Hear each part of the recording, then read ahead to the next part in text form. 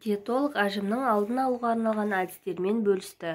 Ura.ru порталында берген сұхбатында ол құрамында қанты бар тағамдардан бас тартса, бет терісі жақсаратынын айтты.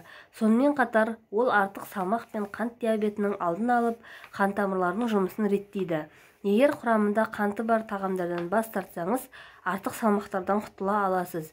Өйткені қант денеге тек қысқа уақытқа ғана энергия бере алады. Қантсыз тамақтар мен қант диабетінің алдын алып, қан тамырларының жұмысын реттей аласыз. Қан тамырлардың жұмысы жақсарып, ми мен жүректі оттегімен қанықтырады. Сонымен қатар, нутрициолог тәтті жемейтін адамдардың бет терісінің түсі жақсырақ екенін, әрі әжімдердің аз екенін айтты.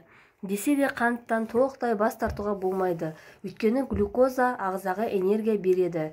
Денсаулығыңыз мықты болсын. Ал сіз қантты қаншалықты жиі тұтынасыз? Төменге жаза кетіңіздер.